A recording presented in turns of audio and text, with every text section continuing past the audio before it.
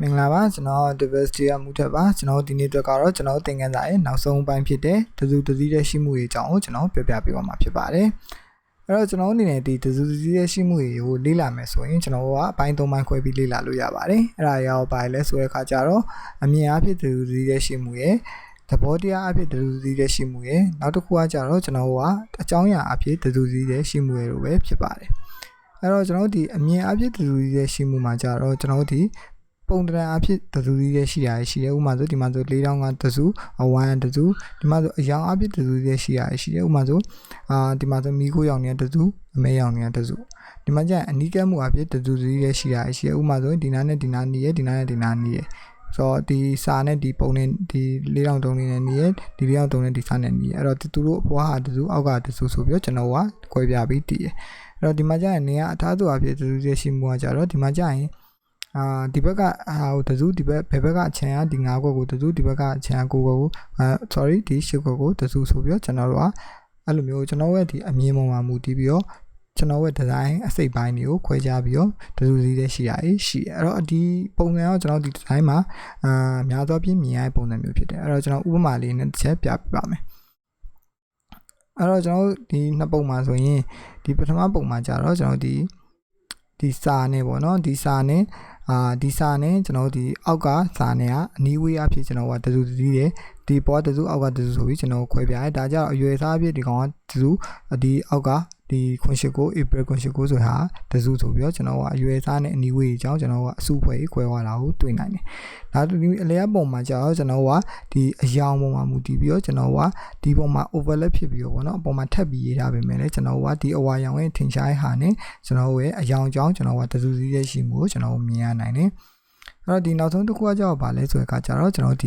ဒီမှာဆိုရင်ကြည့်လိုက်မယ်ဆိုရင်သူက New York မှာလုပ်တဲ့ဒီစပိန်ပြပွဲပေါ့နော်ဒီ Bike Expo တခုဖြစ်တယ်အဲ့တော့ဒီဟာကျတော့ New York ဆိုတာသိအောင် New York ရဲ့မြောင်းဖုံးပါမယ်စပိန်ပြပွဲဒီဟာဆိုတာသိအောင်ကျွန်တော်ကဒီစပိန်နဲ့ပတ်သက်တဲ့ဘိန်းပါမယ်အဲ့တော့ဒီဟာဆိုတာကျတော့သူ့နှစ်ခုရဲ့မတူတဲ့ဟာကိုတူညီရဲ့ပုံသဏ္ဍာန်တစ်ခုနဲ့ဆက်ထားတယ်အဲ့တော့ဒါကြောင့်ပုံသဏ္ဍာန်အပြင်မတူတစုစည်းရဲ့ရှိမှုကိုကျွန်တော်တို့တွေ့ရနိုင်တယ်ဆိုတော့ဒီဟာရောကျွန်တော်ဒီအမြင်အဖြစ်တစုတစည်းရဲ့ရှိမှုရဲ့အတုံးချရဲ့ပုံစံတွေဖြစ်ပြီးတော့ကျွန်တော်ဒီဒီဇိုင်းမှာတော့ဒီလိုပုံစံတွေကမြင်ရတာနည်းနည်းလေးရောများတယ်အဲ့တော့နောက်တဲ့တစုစည်းရှိမှုကကြောက်ပါလဲဆိုတဲ့အခါကျတော့သဘောတရားအဖြစ်တစုစည်းရှိမှုဖြစ်တယ်အဲ့တော့သဘောတရားအဖြစ်တစုစည်းရှိမှုဆိုတာဘာကိုပြောရလဲဆိုတဲ့အခါကျတော့ကျွန်တော်ဒီမှာကြည့်လိုက်မယ်ဆိုရင်ဒီမှာဆိုရင်ကျွန်တော်ဒီဒီဇိုင်နာတွေတော်တော်များများကြတော့ကျွန်တော်ဒီ theme နဲ့ဒီ style နဲ့ကိုတိတ်ပြီးတော့မကွဲကြဘူးပေါ့နော်အဲ့တော့သဘောတရားအဖြစ်တစုတည်းရှိမှုဆိုတာကြတော့ကျွန်တော်က theme အဖြစ်တစုတည်းရှိမှုကိုပြောတာပေါ့အဲ့တော့ theme ဆိုတာဘာကိုပြောလဲဆိုတဲ့အခါကျတော့ကျွန်တော်အနေနဲ့ဒီ Halloween လို့ပြောလိုက်ရင်ဒါ Halloween ဆိုတာ theme တစ်ခုဆိုရင်ကျွန်တော်က style ဆိုတာကြတော့ကျွန်တော်ဒီ vampire တွေဒီသွေးဆုပ်ဖုတ်ကောင်တွေမာမီတွေနောက်တစ်ခုကျတော့ဒီ Frankenstein တွေသူကကျတော့ style တွေဆိုတော့ဒီ style တွေအားလုံးက Halloween ဆိုတဲ့ theme ကိုစားပြုတယ်ဒါပေမဲ့သူတို့စီမှာ style တစ်ခုချင်းစီမှာမတူခြားနာတဲ့ characteristic တွေရှိရပြောရမယ်ဆိုဂုဏ်သက်တွေရှိရဆိုတော့ theme နဲ့ style နဲ့ကွဲပြားချက်ကဒီဟာပဲအဲ့တော့ကျွန်တော်ဒီ design agency မှာအလုပ်လုပ်တယ်ဆိုရင်တော့ကျွန်တော်ဒီကာလီယာဟာမင်း theme ကြီးက theme နဲ့မကိုက်ဘူးလို့မင်း design ကြီးကမင်းဟာကြီးက style လေးရောပြင်လိုက် theme နဲ့ရောဝင်နေပြီးတော့ဒါဆိုရင်တော့ကျွန်တော်ဒီ iteration တွေပေးလိုက်အခါကျရင်ကျွန်တော်ပို့ပြီးတော့နားလည်လာနိုင်မှာဖြစ်တယ်ဒီဟာလေးကိုနားလည်မယ်ဆိုရင်တော့အဲ့တော့theme အဖြစ်ဆိုတာကြာတော့သဘောတရားဖြစ်သူရှိမှုဆိုတာကြာကျွန်တော်ဒီမှာကြည့်လိုက်မယ်ဆိုရင်နော်ဒီ The Great Gatsby ပုံမှာဆိုရင်ဒီကောင်ကကြောက်ဒီအရင်ခေဟောင်းတော့ Attico ခေကသူကဒီ lesbian ဖြစ်တယ်ဆိုတဲ့ theme ပေါ့နော် Attico theme ပုံမှာအခြေခံတာတယ်အဲ့တော့ကျွန်တော်ကဒီသူ့ရဲ့ theme အားကြာတော့ဒါပေမဲ့သူ့ရဲ့ဒီတယောက်ချင်းတည်းရဲ့ဝတ်ထား style တွေကမတူဘူးယောက်ျားလေးဆိုလေယောက်ျားလေးအလျောက်မတူဘူးတိုးတော့သူတို့ရဲ့ theme တွေအကုန်လုံးကဒီခေတ်အခါ sorry ဒီသူတို့ရဲ့ style တွေအကုန်လုံးကဒီခေတ်အခါ theme တစ်ခုတည်းမှာပဲအကျုံးဝင်အောင်လို့ဝတ်စားဆင်ရင်တယ်အဲ့တော့main ကလေးဆိုရင်လည်းဒီဘက်ခေတ်က main ကလေးရဲ့လုံးဝ classy ဖြစ်တဲ့ပုံစံမျိုးပဲသူတို့ခေတ်အခါ classy ဖြစ်တဲ့ပုံစံမျိုးကိုဝတ်စားတာကိုကျွန်တော်တွေ့ရတယ်အဲ့တော့ကျွန်တော်က theme အဖြစ်ကျွန်တော်ကတစုတစည်းရဲ့သဘောတရားအဖြစ်တစုတစည်းရဲ့ရှိတဲ့ပုံတစ်ပုံလို့ကျွန်တော်ကသတ်မှတ်လို့ရတယ်အဲ့တော့နောက်ထပ်တစ်ခုမှကြာတော့ကျွန်တော်ကဒီမာမီမှာဆိုရင်ဒီလိုမျိုးပဲသူကမာမီကဒီဘက်ကမင်းသားနာကြတော့ဒီဘက်မင်းသားမာမီမင်းသားကြတော့သူကဒီဘက်ခေတ်ကလူဒီဂျက်လီကကြတော့ဟိုဘက်ခေတ်ကလူအဲ့တော့သူ့ရဲ့ characteristic ကမတူတိုးတော့ဒီသူတို့နှစ်ယောက်စလုံးက adventure theme တစ်ခုထဲမှာဝင်နေတယ်နောက်တစ်ခုကျတော့ဒီ movie ရဲ့ theme တစ်ခုထဲမှာဝင်နေတယ်အဲ့တော့ကြောင့်သူ့ရဲ့ color grading လောက်ထားတာအစားဒီအဝါရောင်ဘက်ကိုတန်းတဲ့ဘက်ကိုတွားတယ်မာမီကကြောက်သူတဲတွေပိုင်းနဲ့ပေါ့နော်ပတ်သက်တဲ့ဒီ theme ပုံစံမျိုးနောက်တစ်ခုကျတော့ သူ့ရဲ့ဒီအရင် theme တွေအကုန်လုံးကဒီအဝါရောင်ပေါ်မှာပဲအခြေခံတာရဲ့တဲကန်နာပေါ်မှာအခြေခံတယ်အဲ့တော့သူ့ရဲ့ဒီမာမီဇလန်ရဲ့ theme တစ်ခုထဲမှာသူတို့ရဲ့ style တွေက style မတူရင်တော့မှ theme တစ်ခုထဲမှာဝင်အောင်ရေးဆွဲထားတာကိုကျွန်တော်တို့တွေ့နိုင်တယ်အဲ့တော့ကျွန်တော်တို့ဒီနှစ်ခုလုံးမှာပြောရဆိုရင်ပထမ The Great Gatsby မှာ The Mummy မှာကြတော့ကျွန်တော်ကတိတ်ပြီးတော့ imaginative တိတ်မဆန်အောင်စိတ်ကူးရင်မဆန်အောင်ကျွန်တော်တို့ reality ပေါ်မှာအခြေခံထားတယ်ဒီ The Great Gatsby ဆိုတာလည်းတကယ်ဖြစ်ခဲ့တဲ့ခေတ်ကာလ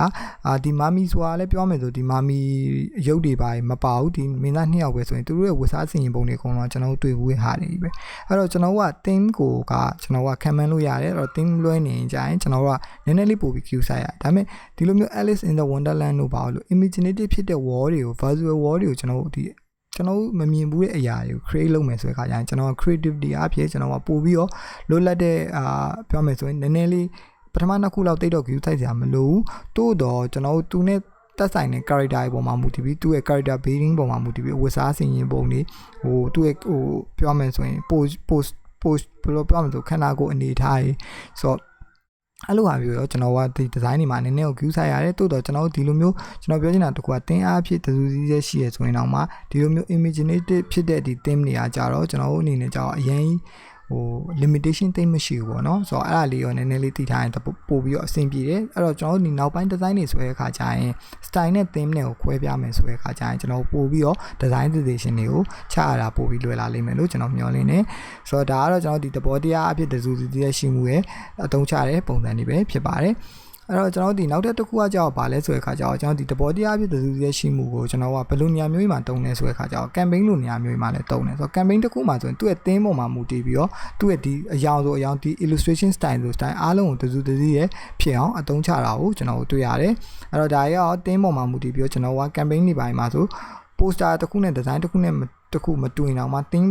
တွေကအကုန်လုံးတူရမယ်ဒီမှာဆိုရင်အပြန်အောင်တုံးတဲ့အားလုံးပတ်စီရဲ့အယောင်ပြန်အောင်တုံးမယ်ပြီးတော့ sketchတုံးမယ်ပြီးတော့ passive ရဲ့ primary ရဲ့ secondary color တွေကိုပဲကျွန်တော်တို့အသုံးပြုတယ်ဆိုတော့ဒါရော theme အဖြစ်တစုစည်းဖြစ်တဲ့ဟာကိုကျွန်တော်တို့ပြောရဲဒီအသုံးချရဲ့ပုံစံဖြစ်တယ်အဲ့တော့အကြောင်းအဖြစ်တစုစည်းရှိမှုကြတော့ကျွန်တော်တို့ဒီမှာကြည့်လိုက်မယ်ဆိုလို့ရှိရင်သူကကြတော့ဒီပုံပုံကြည့်လိုက်မယ်ဆိုရင်ကျွန်တော်ကအပေါ်မှာကျင့်ရေခဲတဲ့ဥစ္စာပေါ့နော်ရေခဲပြောရမယ်ဆိုရေခဲတောင်လိုဘာလိုဖြစ်နေတယ်ဒါပေမဲ့အောက်မှာကြောက်ပါလဲဆိုတော့ plastic အိမ်မှန်တည်သွားတယ်အဲ့တော့သူတို့နှစ်ခုလုံးကကဘာကြီးပူနေလာလို့ရေပျော်လာတယ်အဲ့တော့အဲ့ဒါရဲ့အဓိကတရခံနေရဒီသမုတ်တရားထဲမှာအမိုက်ပစ်တာကိုပေါင်းကျင်ညင်အောင်လုပ်တာဒီ plastic တွေကြောင့်လည်းတသိပ်တွေအများကြီးပါဝင်နေတယ်အဲ့တော့ဒီနှစ်ခုကအကြောင်းအဖြစ်တစ်ခုတစုတစည်းရဲ့ဖြစ်တယ်အဲ့တော့အဲ့နှစ်ခုကိုတသားတည်းဖြစ်အောင်ရေးဆွဲခြင်းကိုကျွန်တော်ကအကြောင်းအဖြစ်တစုတစည်းရဲ့ရှိမှုလို့ကျွန်တော်ကကျွန်တော်ပြောလို့ရတယ်အဲ့တော့ဒီပုံကကြောင့်အကြောင်းအဖြစ်တစုတစည်းရှိရဲ့နမူနာတစ်ခုဖြစ်တယ်အဲ့တော့နောက်တစ်ခုဆိုရင်လည်းကြည့်လိုက်မယ်ဆိုရင်ကျွန်တော်ဒီ design မှာကြာအားဖြစ်ဆိုရင်ကျွန်တော်ဒီမီတက်ဆေးဘူးပုံစံမျိုးဒီငရုတ်စီပလင်မှာတွဲပြီးတော့ရှည်ဆွဲထားတယ်အဲ့တော့ကျွန်တော်ပြောရမယ်ဆိုငရုတ်စီပလင်ကလည်းကျွန်တော်ဒီအပူနဲ့ပူတယ်ပေါ့နော်ပူဆက်တယ်ဆိုတဲ့ဟာမျိုးပူတယ်ဆိုတဲ့အရာတာကိုခံစားမှုပေးရဒါပေမဲ့မီသက်ဆေးကလည်းလုံးဝပူတယ်ဆိုတဲ့ဟာနဲ့ relate ဖြစ်နေတယ်အဲ့တော့အကြောင်းအဖြစ်သူတို့ကနှစ်ခုကတစုတစည်းလေးဖြစ်နေတဲ့သဘောတရားကိုကျွန်တော်ကတွဲဖက်ပြီးတော့design ရေးဆွဲထားတဲ့ပုံစံဖြစ်တယ်အဲ့တော့နောက်တစ်ခုကကြောင့်ကျွန်တော်ကဒီ Lego ရဲ့ဒီ block လေးကိုကြော်ညာရဲ့ပုံစံဖြစ်တယ်အရန် minimalist ဖြစ်တယ်သူကအပေါ်မှာ block ပါအောက်မှာ lane ပါအဲ့တော့သူရဲ့ကလေးရဲ့စိတ်ထဲမှာဒီလိုမျိုးပေါ့နော် lane ပြန်တယ်လိုမျိုးဖြစ်တယ်ဆိုရဲခံစားမှုမျိုးသူတို့ကပေးစွမ်းတယ်အဲ့တော့အပေါ်ကဟာလည်း lane ပြန်မယ်ပြန်တန်းတဲ့ဟာမျိုးဖြစ်တယ်အောက်ကဟာလည်းပြန်တန်းတဲ့ lane ပြန်မယ်ဖြစ်တယ်အဲ့တော့အကြောင်းအရာအဖြစ်တစုတစည်းရဲ့ရှိတဲ့ဟာတခုကိုသူတို့ကကျွန်တော်ကရေးဆွဲတဲ့ပုံစံမျိုးဖြစ်တယ်အဲ့ဒါကိုကျွန်တော်ကတနည်းအားဖြင့်ဆိုရင်ကျွန်တော်ကဒီ style ထဲမှာဆိုသူ့ကို juxtaposition style လို့ကျွန်တော်ပြောလို့လည်းရတယ်အဲ့တော့ဒါရောကျွန်တော်ဒီတစုတစည်းရဲ့ရှိမှုရဲ့ဆိုင်တဲ့အကြောင်းအရာတွေပဲဖြစ်ပြီးတော့ကျွန်တော်ကျွန်တော်ရဲ့ဒီအခြေခံသင်ခန်းစာတော့ဒီနေ့ရောနောက်ဆုံးဖြစ်ပြီးတော့ဒီလောက်ပဲဖြစ်ပါတယ်အဲ့တော့ကျွန်တော်ဒီနောက်ထပ်သင်ခန်းစာတွေကြာရင်တော့ကျွန်တော်ဆက်ပြီးတွေ့ပါအောင်မယ်ခင်ဗျာဆိုတော့အားလုံးကိုကျေးဇူးတင်ပါတယ်ခင်ဗျာ